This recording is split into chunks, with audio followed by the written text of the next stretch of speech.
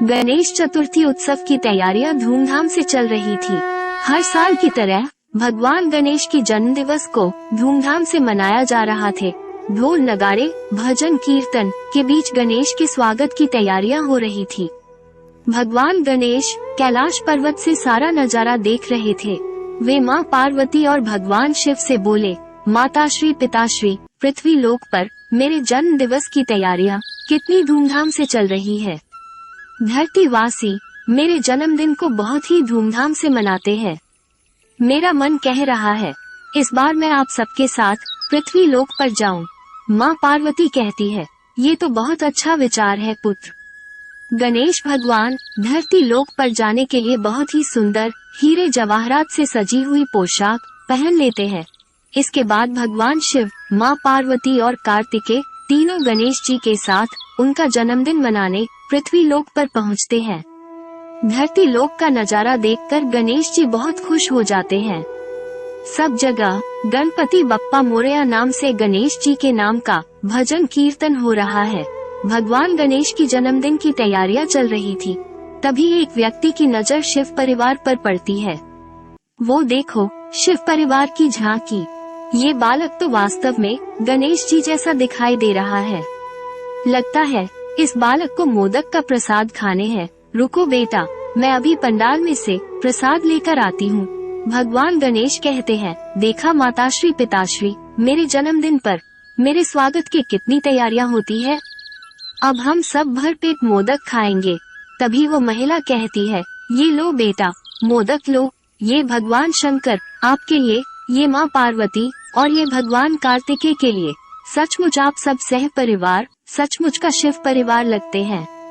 भगवान गणेश कहते हैं, मोदक बहुत ही स्वादिष्ट है माता। इतना कहते ही शिव परिवार वहाँ से अंतर्ध्यान हो गया। महिला चौंक गई और उसकी आंखों में आंसू आ गए। जो व्यक्ति कुछ देर पहले शिव परिवार को झांकी समझ रहे थे, वो दुखी हो गए।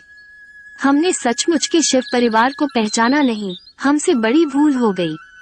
भगवान कब किस रूप में आ जाते हैं पता ही नहीं चलता। दूसरा आदमी कहता है, तुमने सही कहा भाई, भगवान आए और चले गए, हमने उन्हें पहचाना ही नहीं। चलो अंदर पंडाल में चलकर भगवान गणेश की पूजा अर्चना करते हैं और उनसे क्षमा याचना करते हैं।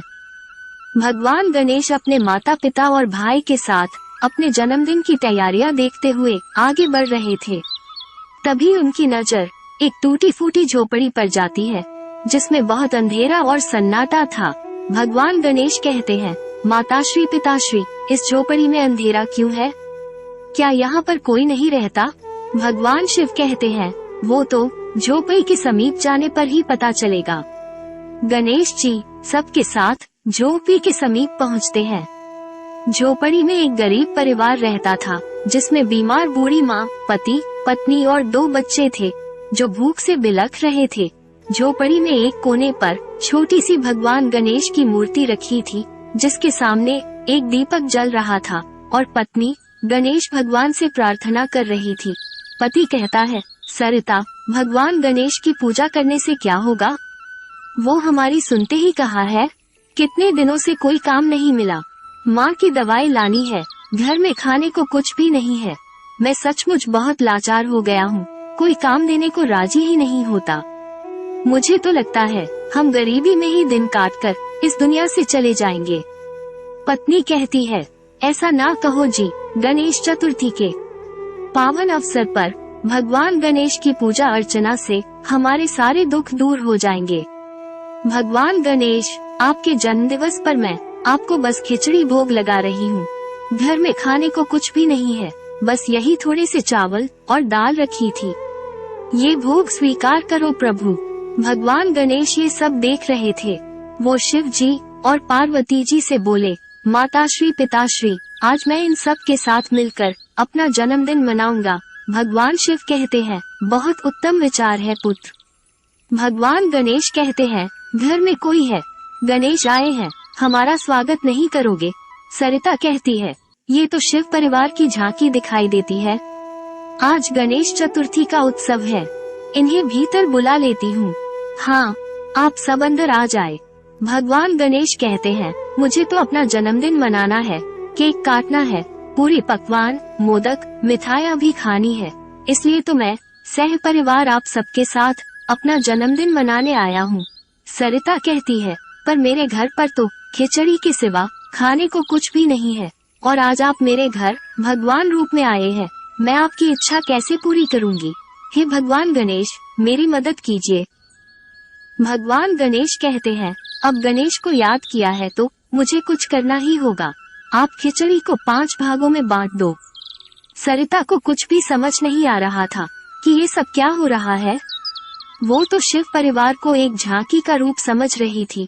सरिता ने खिचड़ी को 5 भागों में बांट दिया। भगवान गणेश ने खिचड़ी का पहला भाग बहुत ही स्वादिष्ट और सुंदर केक में बदल दिया। दूसरा भाग मोदक मिष्ठान में बदल गया। तीसरा भाग पूरी पकवान में बदल गया। चौथा भाग सुंदर वस्त्रों में बदल गया और 5वां भाग हीरे जवाहरात, मोती और आभूषणों में बदल गया। सरिता और उसका परिवार ये सब चमत्कार देखकर दंग रह गया। सबने भगवान को अपने समक्ष देखकर हाथ जोड़ लिए। सरिता कहती है, साक्षात शिव परिवार के दर्शन पाकर मेरा और मेरे परिवार का जीवन सफल हो गया प्रभु। भगवान गणेश कहते हैं, हाँ माँ, तुमने सच्चे हृदय से मुझे याद किया था, और जो कोई भी गणेश चतुर्थी के शुभ अवसर पर सच्चे हृदय से मुझे याद करता है तो उस पर मेरी कृपा सदैव बनी रहती है। इतना कहते ही भगवान गणेश अपने माता पिता और कार्तिकेय के साथ अंतर्ध्यान हो गए। सरिता के घर में भगवान गणेश के चरण पड़े तो उसके घर में सुख समृद्धि का वास हो गया। उसकी सास की बीमारी दूर हो गई। सरिता ने रहने के लिए बड़ा घर भी बनवा लिया। अब उसके पास गणेश जी की कृपा से सब कुछ था। कहते हैं, सच्चे हृदय से भगवान को याद करो तो वो दर्शन देने जरूर आते हैं। बस जरूरत होती है मन में विश्वास का दीपक जलाने की। दोस्तों, कैसे लगी आपको ये कहानी? कमेंट सेक्शन में जरूर बताइए। अगर वीडियो पसंद आई हो तो प्लीज इसे लाइक करें, शेयर करें और मेरे चैनल को सब्सक्राइब कर लें। धन्यवाद।